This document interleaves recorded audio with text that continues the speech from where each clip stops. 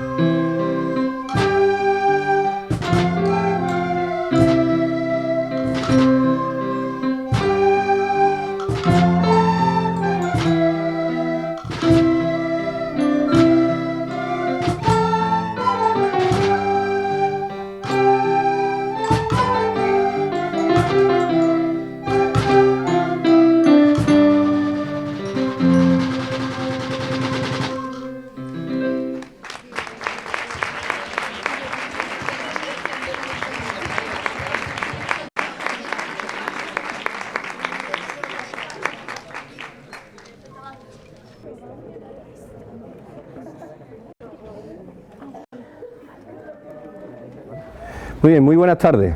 Muchas gracias, Juan Jesús Belchi, ahí está, director del Instituto, por tu presentación, sobre todo por la acogida que nos hace hoy aquí para hablar de Andalucía y para hablar de su simbología. Pues agradecer la presencia aquí de mis compañeros del equipo de gobierno municipal y sobre todo agradecer la presencia vuestra. ¿Se me escucha detrás? Sí. ¿Se me escucha, no? Vale. Si tengo que alzar la voz me lo decís, que yo encantado, tengo buena voz, ¿eh?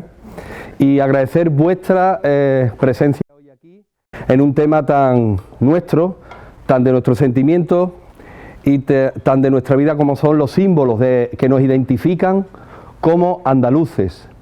Y eso es un hecho fundamental que es bueno que lo conozcamos, porque si lo conocemos en profundidad nos va a revelar más apego y por lo tanto más amor, más cariño y más sentimiento hacia ellos. Decir que los símbolos de Andalucía son los altares de la patria andaluza. Yo quiero hoy dividir en 3 partes la conferencia. Voy a tratar de consumir la hora que me ha dicho el director que tengo. Una primera parte donde voy a hacer un recorrido histórico sobre Andalucía. Una segunda parte donde voy a hablar de los símbolos a partir fundamentalmente de la Asamblea de Ronda en 1918, y una tercera parte que me vais a permitir que yo os lea, muy cortito, unos 4 o 5 minutos, que es una glosa sobre Andalucía. A mí me gusta mucho escribir y me he permitido pues escribiros esta glosa que revela un poco pues mi amor también y mi sentimiento hacia nuestra tierra, nuestra Andalucía. La primera parte, el recorrido histórico. Me podéis interrumpir, ¿eh? Eso también os lo digo. Si tenéis alguna duda sobre mi disertación, me interrumpís y me hacéis la pregunta que queráis. Andalucía es, por su situación geopolítica, geográfica, una comunidad que ha tenido mucha importancia y mucha relevancia en la historia. Y tiene su motivo. Está situada Andalucía entre el Océano Atlántico y el Mar Mediterráneo, entre el continente africano y el europeo. Fijaros la situación geográfica que tiene Andalucía, estratégica, determinante. Por eso ha sido una mezcla de culturas, una acumulación de civilizaciones. En Andalucía está la cuna de la civilización europea, porque estuvo Tartesos. Tartesos es un horizonte cultural, eran tribus autóctonas que vivían pues en esa trilogía de provincias que es Cádiz, Sevilla y Huelva. En los Cabezos de Huelva, por ejemplo, que todavía existen y ojalá sigan existiendo, estaban esas tribus que veían por el corredor del Mediterráneo llegar los fenicios. Esos fenicios traían plantas aromáticas, aromas exóticos, pero se llevaban también pues nuestros minerales de nuestras minas de Huelva, de Río Tinto. Esa fusión fenicia autóctona de esa época es el horizonte cultural de Tartesos. Luego llegaron los romanos, por ser breve y ser ágil. Llegaron los romanos. Los romanos, en aquella época el imperio era la civilización, es decir, los pueblos y las ciudades se llenaban de calzadas, se llenaban de aljibes, se llenaban de acueductos, se llenaban de sistemas urbanísticos que modernizaban en toda su integridad esos territorios. El Imperio Romano le dio, Andalucía, le dio al Imperio Romano 3 emperadores. 3 emperadores de ese imperio que duró pues del siglo IV, V antes de Cristo hasta el cuarto después de Cristo, el Imperio Romano occidental, porque el bizantino duró hasta 1453, el oriental, pues resulta que le dio 3 emperadores: Teodosio, Adriano y Trajano. Pero además le dio el mayor filósofo que tuvo el imperio, que fue Séneca, que era cordobés. Y había en Andalucía 4 conventus romanos, que se decía, en esa Hispania romana, que antes fue Iberia griega. Pues había la provincia importante de la Bética, en torno al río Betis, que hoy es el Guadalquivir. El Guadalquivir que se lo pusieron luego los árabes, pero se llamaba Betis. y la Bética era la provincia más grande que tenía el Imperio Romano, que llegaba casi a la cornisa cantábrica, y había 4 conventus en la zona de Andalucía, que era el conventus de Gadis, el conventus de Córdoba, de Hispali, Sevilla, y el Astígiti, que era el de Écija. Ojo, fijaros qué importante el pueblo de Écija, tenía un conventus en Roma. Luego, a partir de la batalla del Guadalete, vinieron los visigodos 2 siglos, y después la batalla del Guadalete en el 711, donde el pueblo musulmán pues entra a dominar el territorio hispánico. Ahí se convierte al Andalus, pasa a ser de la Bética al Andalus, que también era un territorio que llegaba hasta la cornisa cantábrica y casi a los Pirineos. Ahí se convierte Córdoba en la capital del mundo. Córdoba era la capital más importante que tenía Europa, porque la convierten en una Atenas los musulmanes de la Edad Media. Y además, a partir del 716 empieza la Reconquista, que se llama, y los territorios desde la cornisa cantábrica hacia abajo, por Don Pelayo, el pueblo castellano empieza a conquistar ese territorio que anteriormente los musulmanes habían dominado y estaban dominando. Por lo tanto, ahí hay fracciones, y ocurre que cuando van avanzando las huestes castellanas, pues se va debilitando el dominio musulmán y se crean los reinos de taifas que habéis hablado. Es como si a un espejo o a un cristal le pegamos un golpe, en vez de partirse se resquebraja. Se resquebrajó mucho el dominio musulmán en taifas. Estaba la de Córdoba, que era un sultanato, un califato, perdón. Estaba Granada, que era un sultanato. Hasta el 1212, en que existe y ocurre la batalla de las Navas de Tolosa. ¿Habréis escuchado hablar? Pues ahí es la primera vez que las huestes castellanas entran en territorio andaluz y gana la batalla. A partir de ahí, la dominación castellana, se crea el reino de Sevilla, el reino de Córdoba y un reino muy importante que era el reino de Jaén. Solamente quedó el reino de Granada, en el que estaba incorporado Almería y Málaga, hasta 1492, como todos sabemos, en que pues ya Boabdil, los reyes católicos, Boabdil se rinde y se va. Y ya, pues a partir de ahí empieza pues la historia moderna que todos conocemos. Y Sevilla se convierte en la capital del mundo. Antes lo había sido Córdoba. ¿Por qué Sevilla? Porque se descubre el Nuevo Mundo en 1492. Y todo el oro de las Indias, toda la plata, toda la riqueza de las Indias llega al puerto de Sevilla. Y por eso en Sevilla están los grandes pintores, Murillo, Velázquez, Valdés Leal. Por eso están los grandes escultores, Juan de Mesa, Martínez Montañés, porque están los mecenas, están la gente que tienen dinero que pueden pagar esas obras de arte. Y esas iglesias, a partir de la reordenación del rey San Fernando, y hay una distribución de la ciudad, los grandes conventos, las grandes iglesias, las grandes obras de arte, todo como consecuencia de la riqueza que viene de las Indias y que Sevilla se ve beneficiado de ella.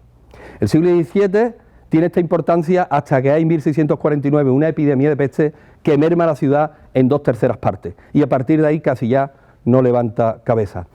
El siglo XVIII es muy importante porque de 1700 a 1713 hay una guerra que se llama Guerra de Sucesión, en la que en 1700 muere Carlos II, el último rey de los Austrias. Se dice que en 1700 España era un imperio en esqueleto. Ya se había ese dominio que habíamos tenido en el mundo con Carlos V y Felipe II se había venido ya a menos. Y ahí hay una guerra de sucesión, y en esa guerra de sucesión entre los Austrias, la familia de los Austrias y los Borbones. Al final ganan los Borbones y en 1713 se erige como rey Felipe V, a partir del Tratado de Utrecht, que habréis escuchado hablar, el Tratado de Utrecht, donde hay un repartimiento de Europa y donde, entre otros, perdimos Gibraltar, pero ganamos Mallorca también. Entonces, a partir de ahí empieza un proceso en el siglo XVIII de reconstrucción, de nueva dinastía borbónica y de nueva recomposición del territorio, porque Pablo de Olavides y el rey Carlos III, ya avanzado el siglo, lo que hacen es repoblar Andalucía, que estaba muy despoblada, sobre todo en la conexión con Castilla. Por ejemplo, sabéis que hay pueblos por Córdoba y por Jaén que se llama La Carolina, que se llama La Carlota. Estos pueblos tienen ese nombre por Carlos III, porque a través de Pablo de Olavides, que es la Universidad de Sevilla, en nombre de este gran intelectual del siglo XVIII, se repobló toda esa zona y se conectó a Andalucía con Castilla. Y ya hubo más permeabilidad y más conectividad entre los dos territorios. Era ya un territorio, digamos, español, estaban ya unidos todos los reinos y teníamos una unidad de territorio. También, al final del siglo XVII, hubo una revuelta andalucista por la independencia de Andalucía, por el marqués de Ayamonte y el duque de Medina Sidonia. Curioso. Ya había ahí inmiscuido una conciencia de sentimiento de pertenencia como consecuencia de lo importante que fueron los territorios andaluces en la época tanto romana como musulmana. El gran siglo de la concienciación del andalucismo y de los, como decía el director, y de los nacionalismos periféricos o centrífugos es el XIX. El XIX es un siglo muy convulso, un siglo con muchas alteraciones y con muchas guerras. Empezó con la invasión de los franceses y con la Constitución de Cádiz de 1812, cuando Argüelles en Cádiz le dice a los diputados: aquí tenéis Constitución, ya tenéis Estado. En esa frase famosa significa que efectivamente se estaba construyendo ya las bases de ese Estado, del Estado español. Porque ¿qué había habido anteriormente, en los siglos anteriores? Había habido un imperio, había habido monarquías absolutistas, había habido territorios feudales, estados-nación, y ahora estábamos, o ciudades-nación, y ahora estábamos ¿en qué? ¿Qué es lo que construye la Constitución de Cádiz? El Estado moderno. El Estado, que es lo que dice Argüelles. Y a partir de ahí, ¿qué es también? El sentimiento de unidad nacional. El sentimiento de unidad. Es decir, nos defendemos de los franceses porque vienen a usurparnos. Ahora sí, hay un sentimiento que se revela a través, pues bueno, ya sabemos los sucesos del 2 de mayo, sabemos los sucesos, la batalla de Bailén, que se libra en territorio andaluz y que es la primera batalla que Napoleón pierde en Europa y lo pierde en Andalucía. Son hechos importantes. Pero transcurrido el tiempo, en 1833 se establece por el ministro Javier de Burgos, que era granadino. Yo voy a ir diciendo todas las intervenciones de andaluces, porque ha habido muchos andaluces en la historia política y en la historia de España que han hecho muchísimas cosas por vivir de la manera que vivimos y por sentir de la manera que sentimos. Javier de Burgos distribuye en provincias que son las mismas que ahora el territorio español y se crea la provincia de Huelva, de Cádiz y Sevilla, porque pertenecíamos al reino de Sevilla, para un mayor control del Estado sobre el territorio nacional, a través de los gobernadores civiles. Pues en 1835 existe un conato de rebelión ante la regencia de María Cristina en Andújar y se crea la Junta Suprema de Andújar. La Junta Suprema de Andújar son gente que reivindica los derechos ante la monarquía, derechos que no tienen porque eran trabajadores, eran obreros, que pasaban hambre, niños, mujeres, reclamando los derechos de las mujeres, y eso sucedió en Andújar. En 1835 se hizo una Junta Suprema y fue una junta con un sentimiento claro de Andalucía, del problema de la tierra, del problema andaluz como identidad. Luego, transcurrido el siglo, aparece en 1868 la gloriosa, se tiene que ir Isabel II, se exilia, y en 1873 la Primera República. La Primera República, que fue una república federal, donde fue un fracaso, duró 11 meses y hubo 4 presidentes: Figueras, Pi Margall, Salmerón y Castelar. Precisamente Castelar, un gran orador que era de Cádiz.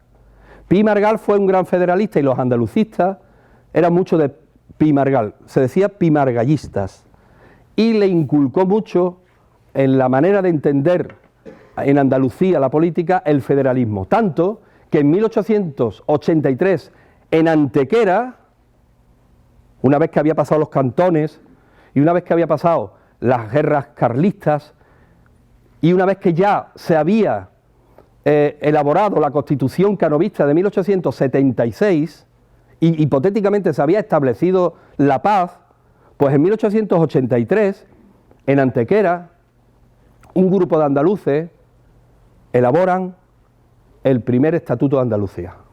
En 1883, un estatuto confederado. ¿Por qué? Porque era municipalista, federalista y cantonalista. Y lo establece, lógicamente, el régimen del momento, las élites, el Partido Conservador y el Partido Liberal, Cánovas y Sagasta, posteriormente, Silvela, Canalejas, estableciendo ese predominio, pues derogaron esa constitución que hablaba ya del territorio de Andalucía. Pero lo que realmente provocó el que se activara ese sentimiento en nuestro territorio fue el desastre de 1998. La España cansada, la España sin pulso, como decía Silvela, esa España deprimida, esa España desmotivada por la pérdida ya de lo que nos quedaba de colonia, en ultramar, en Filipinas, en Puerto Rico, en Cuba, esa España derogada, esa España cansada, esa España desmotivada que ya no sentía incluso ni la gloria de lo pasado. Es ahí justamente, como ha dicho el director antes, ahí cuando empieza a renacer los nacionalismos periféricos, porque hay territorios con mucha identidad que no creen ya en la unidad y provocan una independencia de los núcleos, de los subnúcleos territoriales de España. Por ejemplo, Cataluña, en 1880, Albendín escribe un libro sobre la historia de Cataluña, pero desde un punto de vista cultural.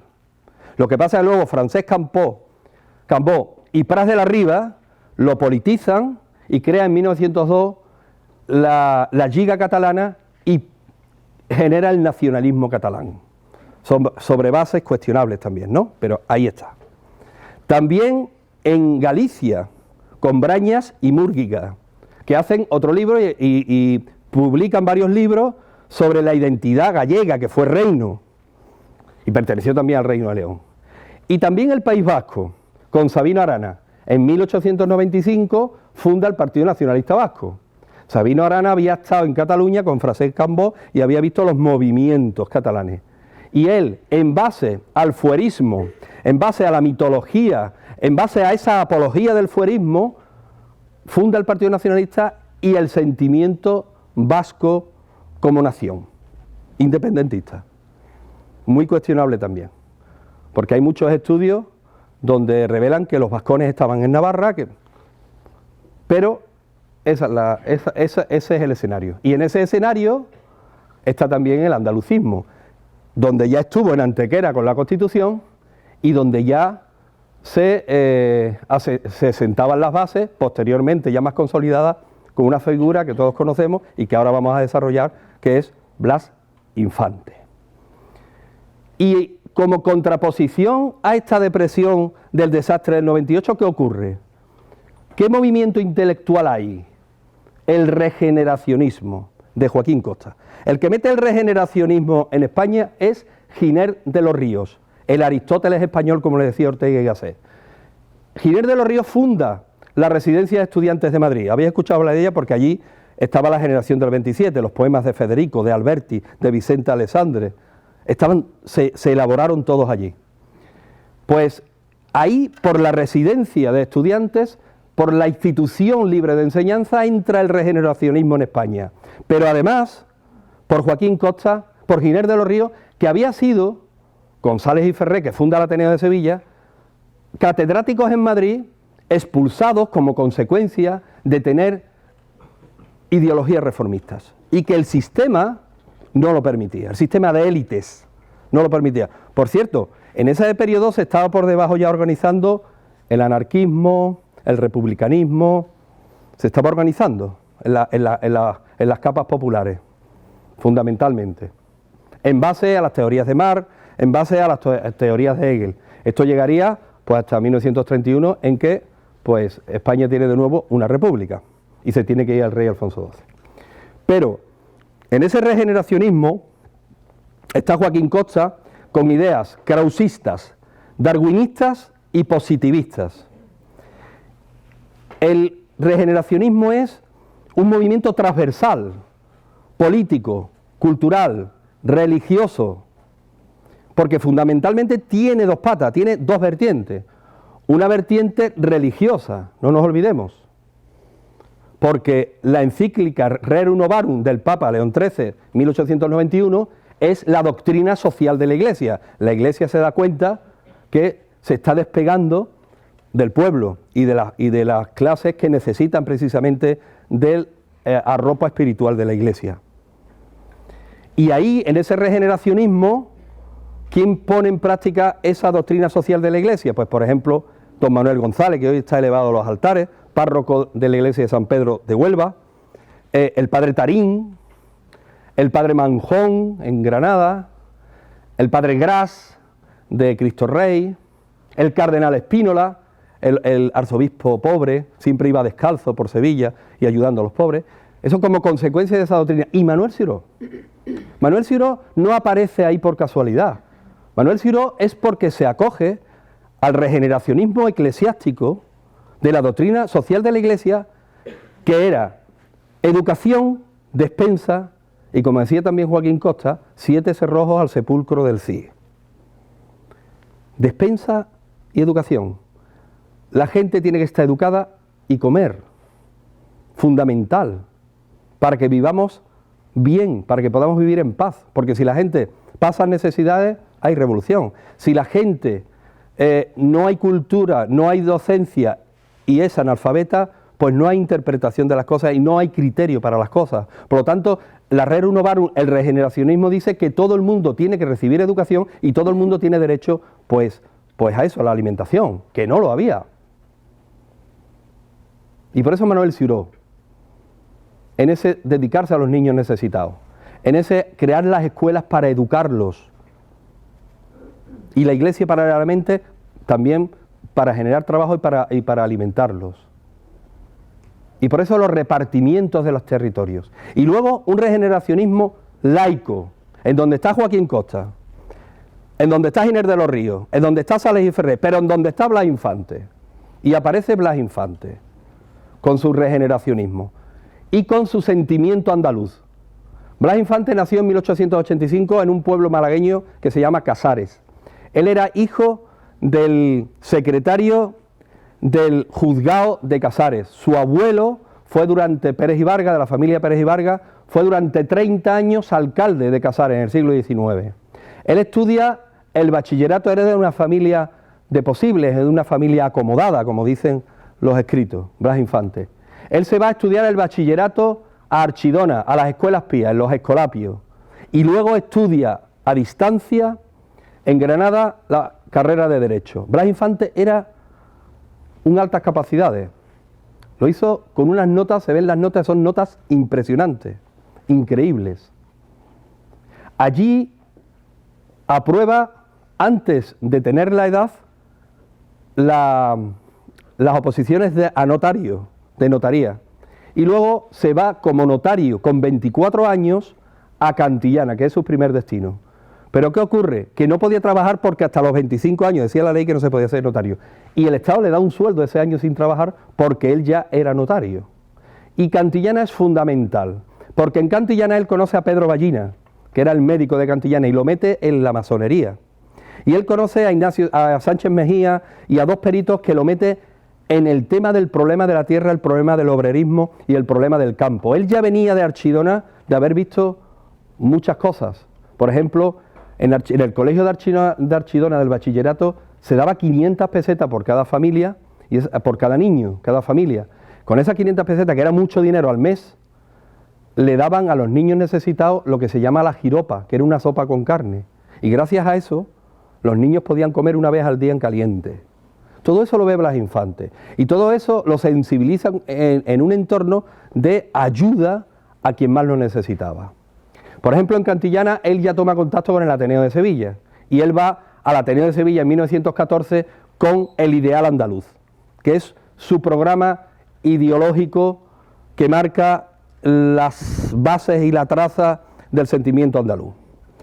Se escandalizan en el Ateneo de Sevilla, porque el Ateneo de Sevilla, que se hablaba de andalucismo, pero de un andalucismo cultural, de un andalucismo normal, sano, él llega un poco con el proyecto y con el discurso del ideal andaluz, que el ideal andaluz es un libro muy grande, que se abre con una tabla masónica y que luego hace una crítica muy ardua al caciquismo y al latifundismo.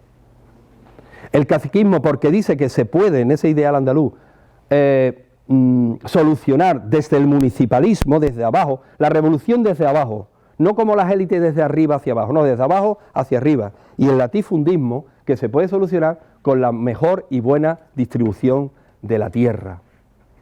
Por eso él era georgista, él era seguidor de Henry George, que era un ecónomo que decía que el único impuesto que se podía gravar sobre una propiedad era sobre la tierra que no produciera. Solamente ese es el impuesto, no se le puede cobrar más impuestos a la gente. Eso decía Henry George y era la teoría que acogía Blas Infante y que promulga en el ideal andaluz. Allí, ¿quién estaba en el Ateneo? Estaba Isidro de las Cajigas, Alejandro Guichó, Felipe Martínez Murube, Mario Méndez Bejarano, José María Izquierdo, grandes escritores y grandes andalucistas que aportaron muchísimo, pero que no aceptaron al principio las teorías revolucionarias de Blas Infante. Pero luego Blas Infante, por su cuenta y riesgo, en 1915 publica el ideal andaluz. En 1916 se crean los centros regionales andaluces, las casas de Andalucía, y había centros regionales en todas las provincias. Que se sepa, en la única que no había era en Almería. No apareció ninguna documentación donde diga que en Almería había un centro andaluz. Y ahí se promulgaba ¿qué? Se promulgaba la unidad de España, pero desde la diversidad de las regiones y desde el aporte cultural de las regiones en esos centros andaluces. Y en donde ya se exponían algunos de los símbolos. En 1918, pasamos ya a la segunda parte, una vez que hemos hecho de forma muy somera un recorrido histórico por la historia de Andalucía y nos hemos enclavado en un espacio temporal, empezamos a estudiar los símbolos, esos altares de la patria andaluza, esa iconografía sentimental que los andaluces tenemos. Y todo parte a partir de Ronda 1918, 10 y 12 de enero, en que en el Casino de Ronda se celebra esa asamblea. Pasamos. Esa es la foto. El que está en el centro es Blas Infante.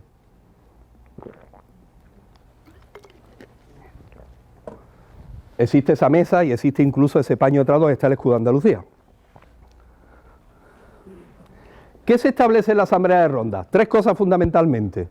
Primero, el libro de Blas Infante, Ideal Andaluz, es el ideario del andalucismo. Segundo, se establece una agenda de reivindicaciones. Y tercero, se establece el georgismo, que era la idea económica fundamental que tenía Blas Infante para solucionar el problema del latifundismo, de la buena distribución y redistribución de los territorios, de las tierras. El problema del obrero, el problema de la tierra, el problema de las personas que necesitaban, el sentimiento andaluz. Y ahí se establecen los símbolos que eran la bandera, el lema y el escudo. Y diréis, ¿y el himno? El himno no es hasta 1933. Y ahora lo explicamos. Y además vamos a ver y vamos a escuchar una cosa curiosa. Pero primero la bandera, es lo que se establece en la Asamblea de Ronda. La bandera verde, blanca y verde. 3 franjas de igual longitud en paralelo. La bandera se hizo en esa asamblea muchas aportaciones. Se habló de muchos colores. Se habló del rojo y dijeron que no porque tenía connotaciones el color de la sangre. Se habló del negro, pero se argumentó en esa asamblea que había connotaciones anarquistas y se desestimó. Al final, la verde, blanca y verde, como decía Blas Infante, verde de la esperanza, verde de los campos, blanco de la paz, blanca de nuestras casas. Pero hubo un gran andalucista, un narraluz de la generación de los narraluces, narradores de la luz, narradores andaluces, que es una generación ahí que está no marcada en un tiempo, porque durante 47 años escribieron sobre Andalucía, que fue José Luis Ortiz de Lanzagorta. En los narraluces estaba Antonio Burgos, estaba Carlos Muñiz. Los narraluces había grandes escritores, estaba Alfonso Grosso. Pues ahí dijo José Luis Ortiz de Lanzagorta que el verde era el color de la familia Omeya, la familia principal de Córdoba en época musulmán, y con el verde los musulmanes convocaban a los creyentes, y el blanco, en esa familia Omeya también, se enarbolaba el blanco para convocar a parlamentar. Es decir, ¿qué dice José Luis de Lanzagorta, Ortiz de Lanzagorta? Que la bandera andaluza puede significar en esa reminiscencia que convocar a los creyentes para parlamentar. Es una interpretación, porque la interpretación que se hace, desgraciadamente, las actas de esa asamblea no están muy claras, no existen. ¿Pero en qué se basa? Se basa en eso. Eso es el estandarte de Col, eso está en Huesca, y eso era un estandarte que llevaban los musulmanes en una batalla que le libraron a los ejércitos castellanos en el siglo XI, y está en el Museo de Huesca. Perdón, dale para atrás si no te importa. Veis que hay mucho verde, que está el verde como tono preponderante, como canon preponderante. Eso es la bandera que se enarboló después del 1185, en Alarcos, ganó los musulmanes a las huestes castellanas, y esa bandera era la que llevaban los musulmanes. Esa bandera, así en oblicuo, se enarboló en el alminar de la mezquita Aljama, que es la Giralda. Esa bandera, en 1195, se enarboló en la Giralda, en lo alto de la Giralda. Ese es el escudo del conde de Cabra. El conde de Cabra, con sus guerreros, le gana una batalla a los musulmanes en 1483, muy cerca ya de Granada. Y a las huestes musulmanes le incauta todos esos estandartes. Y le pide el conde de Cabra a los reyes católicos que lo incorporen en su escudo. Y lo hace. Fijaros que casi todos los banderines que tiene incautados los musulmanes son verdes.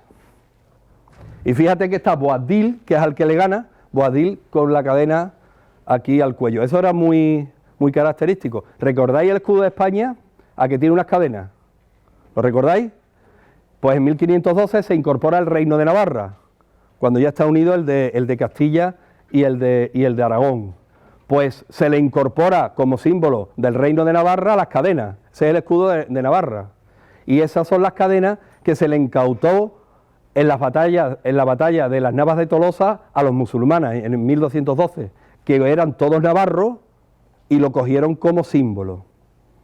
Y fijaros que también en medio de las cadenas hay como un botón verde, como una perla verde. Esa perla verde se la quitaron al sultán musulmán, ¿cómo se llama? El turbante del sultán musulmán. Pues ese tono verde que tiene, ese punto verde del escudo de España, es eso. Pues significa también que ahí en el conde de Córdoba, el tema de las cadenas. Esto es un poco mítico. 1810 en Casares, el pueblo donde nació Blas Infante, hubo una manifestación de mujeres, de niños y hombres para reclamar los derechos, y lo hicieron con una bandera blanca y verde, y dice la mitología, dice la leyenda, que Blas Infante eso lo conocía. Esto no está demostrado, ¿eh? Esas banderas, todas son propuestas de bandera, fijaros, todas las propuestas que hubo de bandera, desde 1918 a 1933, en que se hace, en plena Segunda República, en Córdoba, el Estatuto de Andalucía. en Córdoba, en el Casino de Amigos de la Amistad de Córdoba. Recientemente he estado yo ahí y hay una placa que lo dice. Pues se establece, fijaros, está el negro, el rojo, y fijaros esto que hay un león ahí y unos castillos, ese es el pendón de Fernando III el Santo, del rey San Fernando, porque había andalucistas que decían que a partir de ahí del rey San Fernando podía ser la identidad andaluza. El que está al lado, con ese sol, era la bandera de los centros andaluces, y la que está allí era la que se enarboló en la esquina, con ese sol, en Dos Hermanas, y esa la vio izarse Blas Infante. Esa bandera es la más antigua que hay, porque esa bandera está en el Museo de el Centro de Estudios Andaluces de Coria, en la casa de Blas Infante. Esa bandera la bordó Angustias García Paria, que era la mujer de Blas Infante. Y esa con telas que él se trajo en 1925 de Marruecos. Él, desde 1923 a 1930, él está en Isla Cristina de notario. Él quiere saber la realidad del mar y se va a Isla Cristina. Y es un periodo muy fructífero, porque allí escribe mucho. Allí escribe un libro sobre el flamenco, sobre el origen del flamenco, que lo basa también en tonos también musulmanes.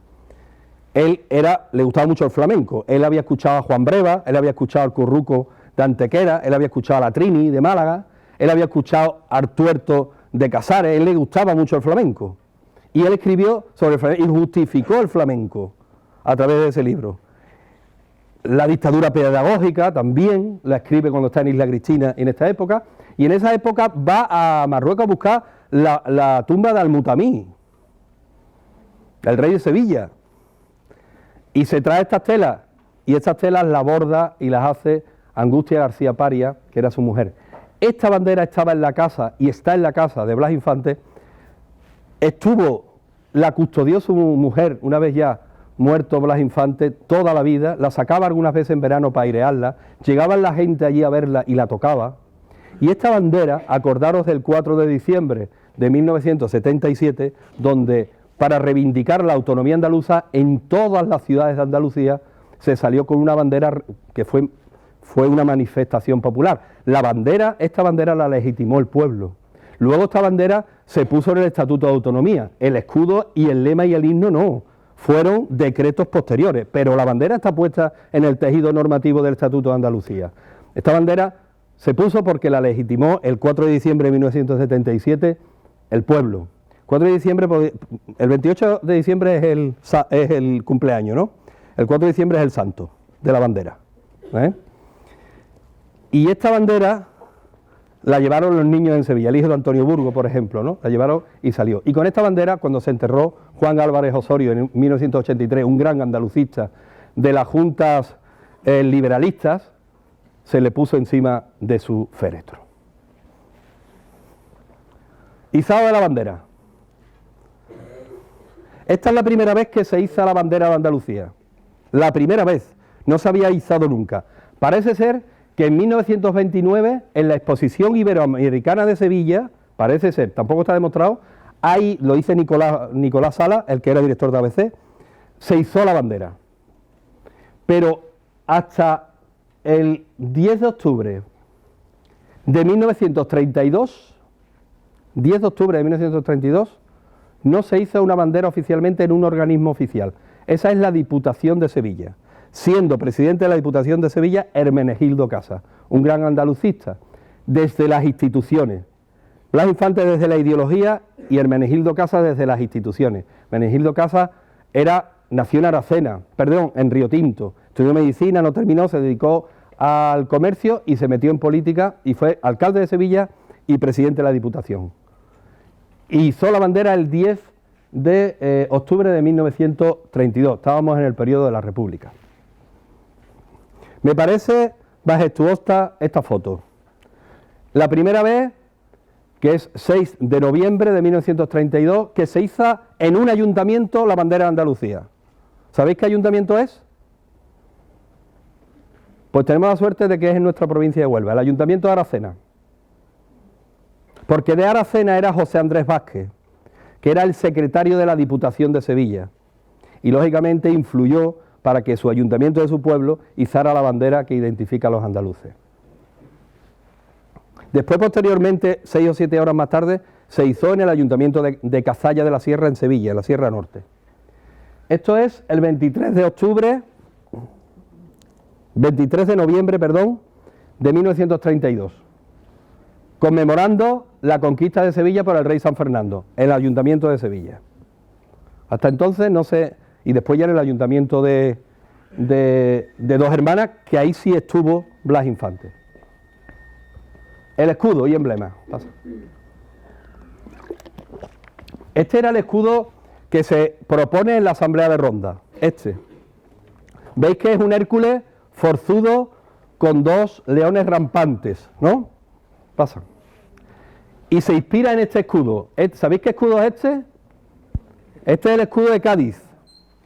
Está inspirado en el escudo de Cádiz, el escudo de Andalucía, porque se interpreta que entonces se creía que era la ciudad más antigua de Occidente, luego ya se ha demostrado que no, pero en aquella época Cádiz tenía esa reminiscencia de ciudad fenicia, fundada por Hércules. Pasa.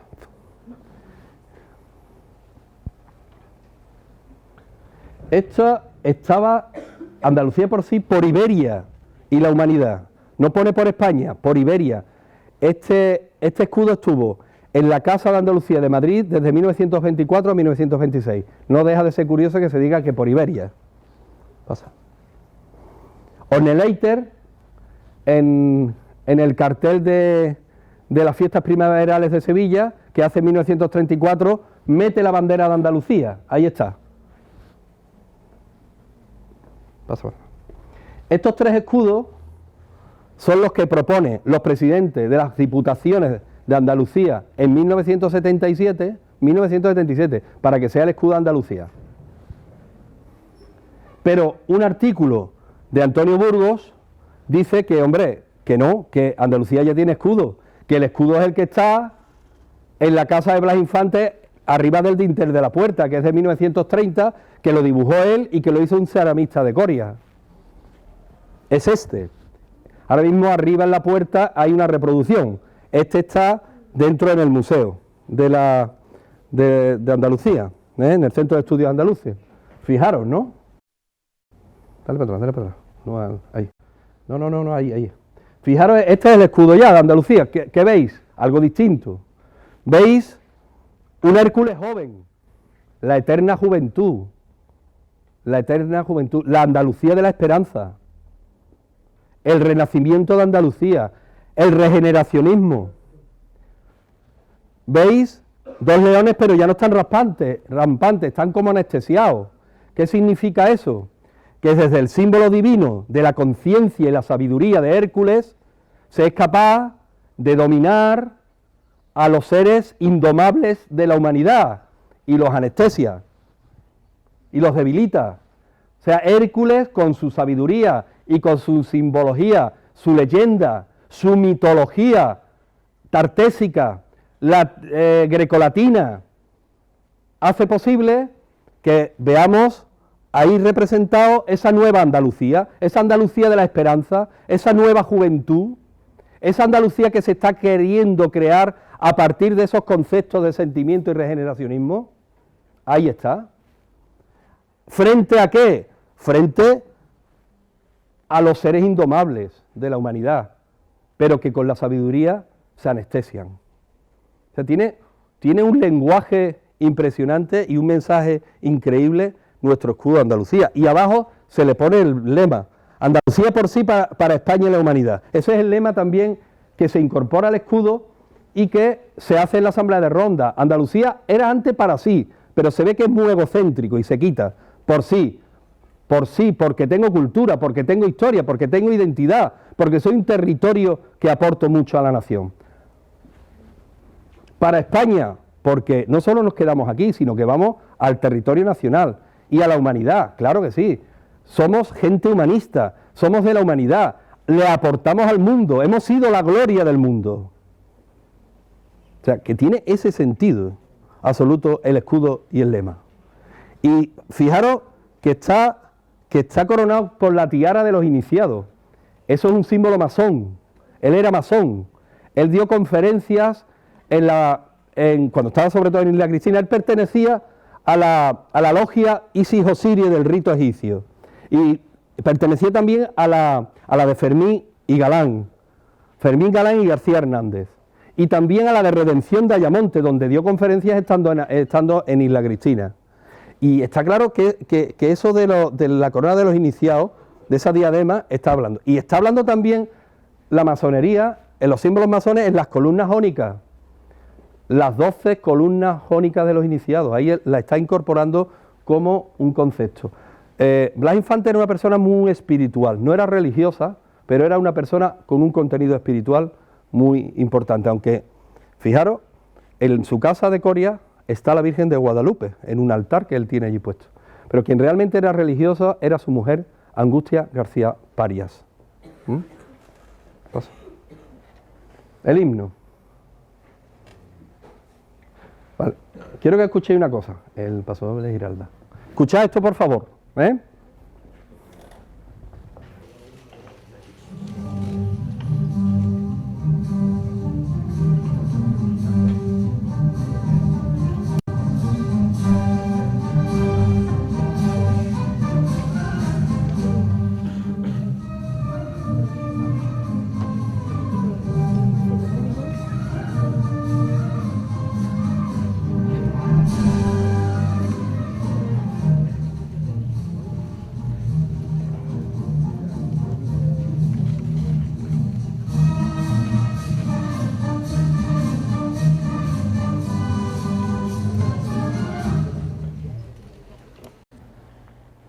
¿Sabéis lo que es eso?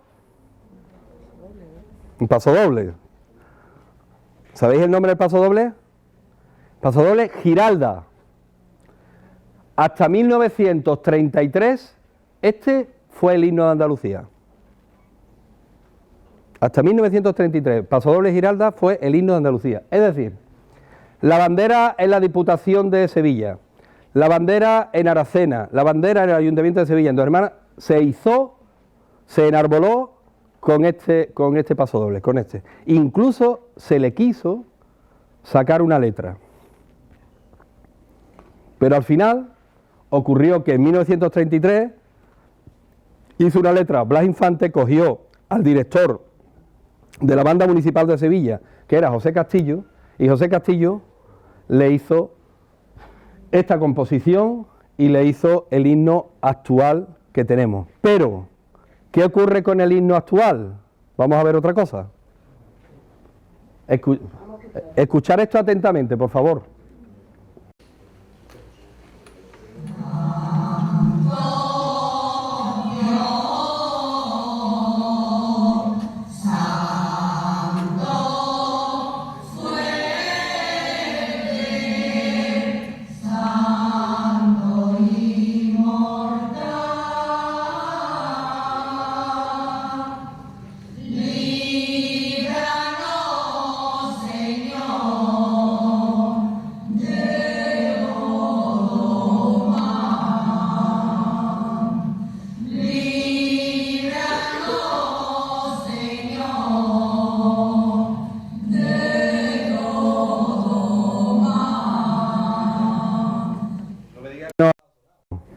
¿Os ha sonado o no?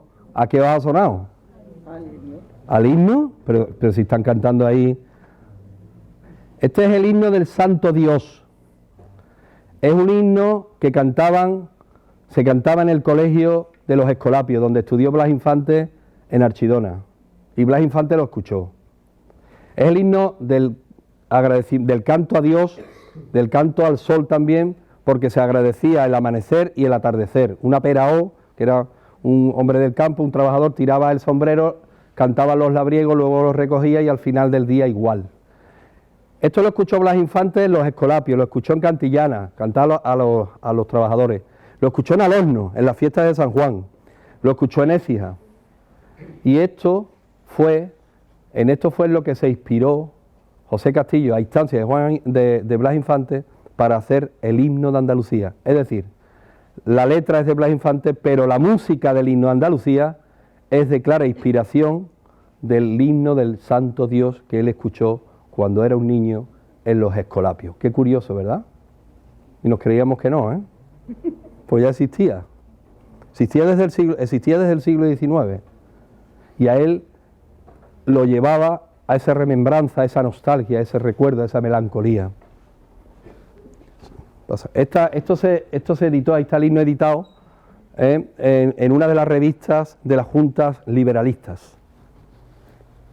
Y luego ya el himno, fijaros, pues el himno se estrenó el 7 de julio de 1936 en la Plaza de San Lorenzo de Sevilla.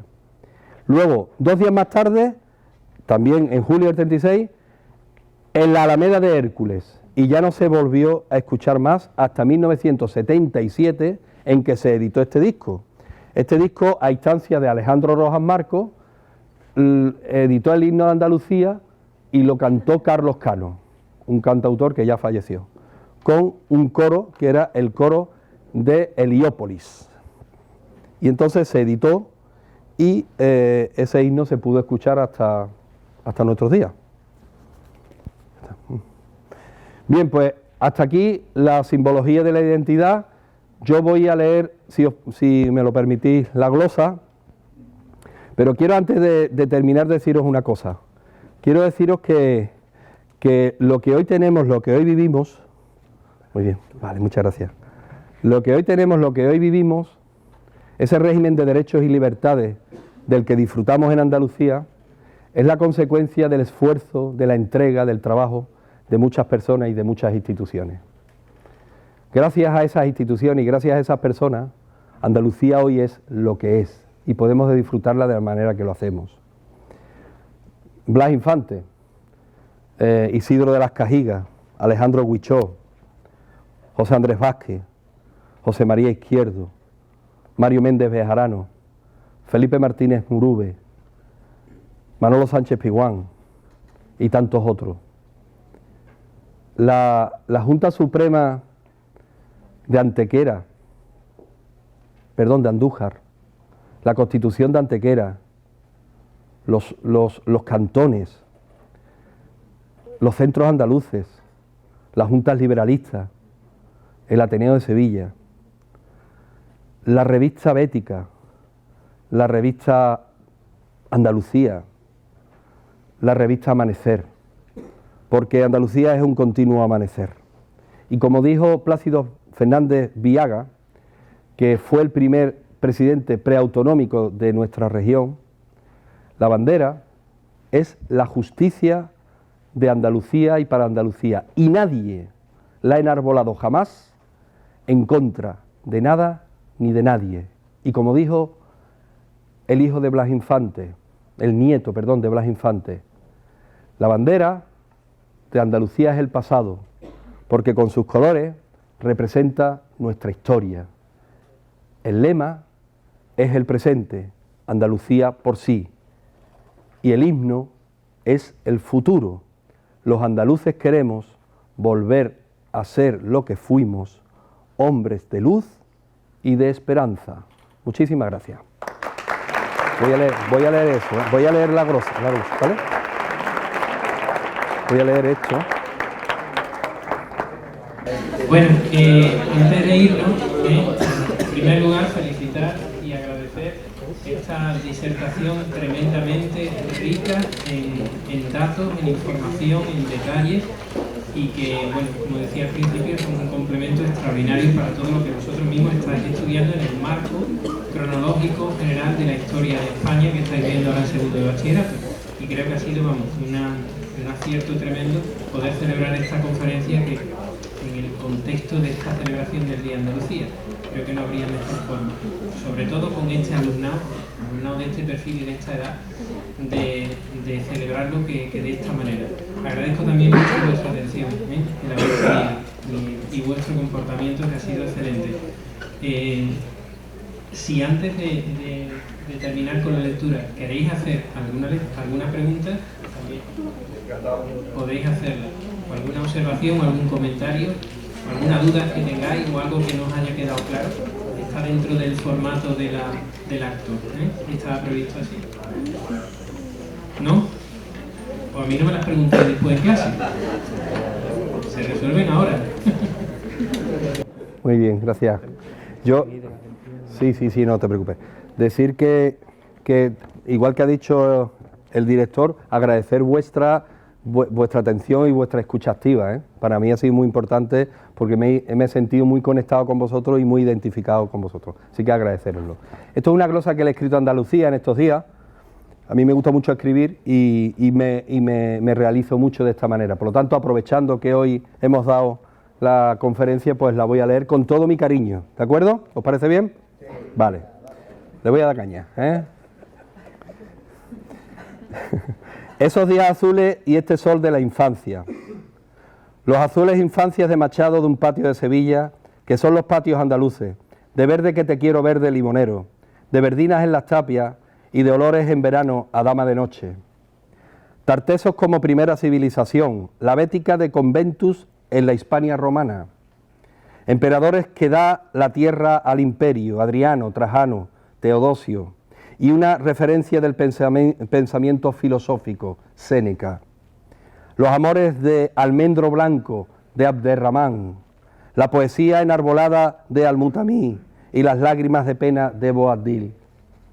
Ten tu día, dice el rey San Fernando, y se detiene el día en un atardecer para conquistar la ciudad de la gracia y devolverle de nuevo la sede de San Isidoro.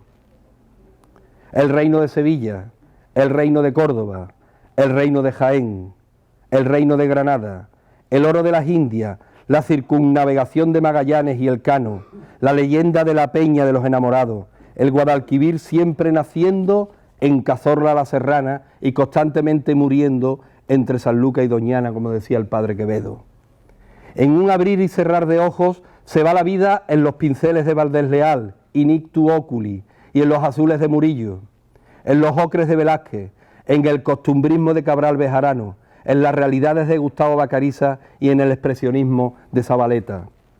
Nace a la luz la gubia en Alcalá la Real de Martínez Montañé, al tallado de la madera de cedro en Córdoba Juan de Mesa, al compás y la escuadra en Jaén Andrés de Vandelvira, al ladrillo aplantillado en Sevilla Aníbal González y a la armonía y al sonido del arpegio en Algeciras Paco de Lucía.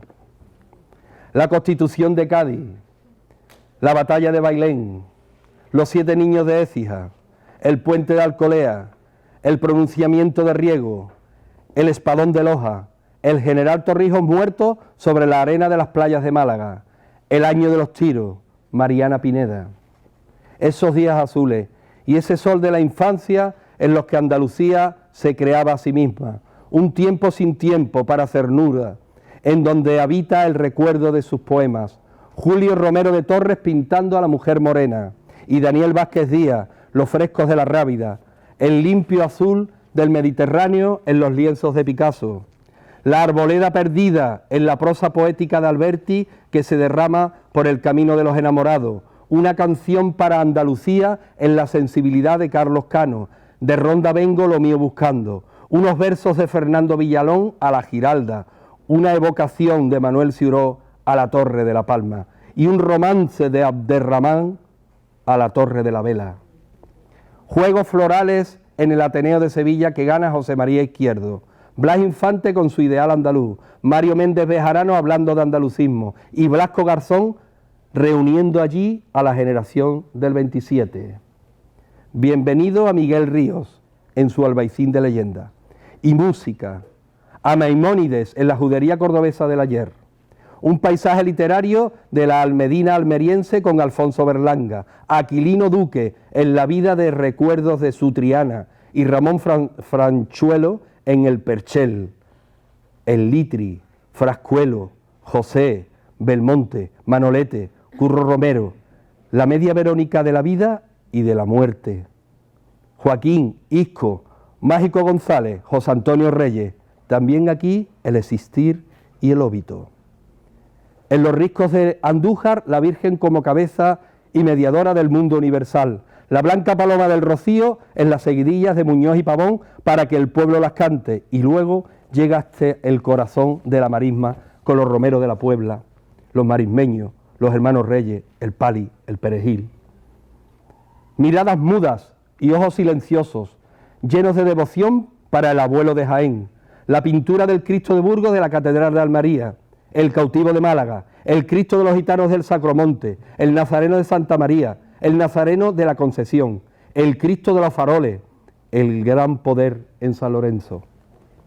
Los días azules y el sol de la infancia mezclados con el paisaje verde y blanco andaluz de sus lugares inefables.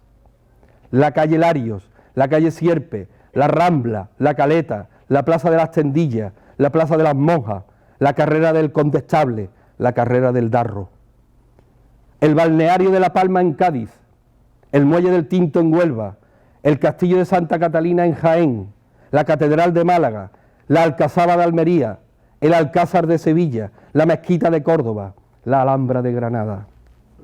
El verde literario de los narraluces, de esa generación sin tiempo, dejando sellado el lienzo apergaminado de nuestra Andalucía y escribiendo que tenía que levantarse de su propia caída y renacer de nuevo de las cenizas deshechas. Ortiz de Lanzagorta poniendo a nuestra tierra en cuerpo y sangre. Alfonso Grosso trayéndole flores a María, que Antonio Burgos en una glosa dice que es la esperanza macarena. Viejos olivos sedientos bajo el claro sol del día en los versos de Machado. Antoñito el Camborio de Federico, la luz con el tiempo dentro de Juan Ramón, el rito y la regla de Rafael Montesino, la revista Litoral de Altolaguirre, las coplas de carnaval de Juan Carlos Aragón, el bueno, el feo y el malo de Clint Eastwood en Cabo de Gata. Falla y García Lorca organizando el concurso de Cantejondo de Granada que gana Manuel Torres. Juan Breva, la Trini y el Corruco de Antequera, grabando discos de pizarra que escucha Blas Infante para escribir su libro sobre el flamenco en Isla Cristina. Los campanilleros de la Niña de la Puebla, los fandangos de Pago Torojo, la zambra de Caracol, el quejío de lamento de Antonio Meirena, la soleá del Correo de Vélez de Pepe Marchena, Camarón en la Venta Vargas. Lola Flores, si me queréis irse, pero no te la pierdas nunca, que es puro arte faraónico. Rocío Jurado como Lola, que se va a los puertos, y Juanita Reina también como Lola, pero la piconera. El emigrante de Juanito Valderrama, el amigo conductor para Perlita de Huelva, y el soy minero para Antonio Molina. Joaquín Sabina nos regala un sueño de 19 días y 500 noches sobre Andalucía, para que no se vaya por los cerros de Úbeda. Martirio con su libertad sin ira, Bambino buscando siempre su pared, Quintero, León y Quiroga, Salvador Tábora, pidiéndole una vida prestada a la gente de su tierra. Vicente, el del canasto, La Pantojita, Santi Rodríguez, Herbeni de Cádiz, Ergangui, Antoñito Procesiones, El Loco de la Colina, Chiquito de la Calzada. Estos días azules y este sol de la infancia de languidez poética y de conciencia de plata. Andaluces de Jaén, aceituneros altivos, Platero y yo, soledades, espuma y verso, los cielos que perdimos, marinero en tierra, espadas como labios, el romancero gitano. Esa Andalucía de los sonidos blancos y verdes de su himno, de cielos limpios y de flor en las entrañas, la que se levanta diariamente al amanecer para ganarse su jornal y vuelve a su hogar al atardecer, con los ojos cansados y con la satisfacción cumplida de su trabajo. Esos andaluces que les cuesta salir hacia adelante con los ciudadanos anónimos que hacen cada día grande a nuestra tierra. La honradez, el respeto, el esfuerzo, la solidaridad, como valores intrínsecos de este lugar milenario, mestizaje de cultura y cuna de la primera civilización europea. Así la soñaron tantos, la vivieron muchos y la realizaron todos. El 4 de diciembre, el 28 de febrero, es la suma del amor por sus símbolos y sus emblemas que nacieron de la necesidad del pueblo y lo hicieron altares de la patria andaluza. Blas Infante, Hermenegildo Casa, Victoria Ken, Juan Álvarez Osorio, Plácido Fernández Viaga, Soledad Becerril, Julio Anguita, Pilar Pulgar, Rafael Escudero, Luis Uruñuela, Amparo Rubiales, Alejandro Rojas Marcos, Manuel Clavero Arévalo y tantos otros que desde las distintas instituciones e ideologías conformaron en nuestro sentimiento de pertenencia ese rito de culto en el imaginario emocional y al que le profesamos auténtica veneración, que se llama Andalucía, de días azules y sol de la infancia, de bandera blanca y verde, de identidad de nuestro pasado, de escudo y emblema de nuestro presente y de himno de futuro, los andaluces queremos volver a ser lo que fuimos, hombres de luz y de esperanza. Muchísimas gracias.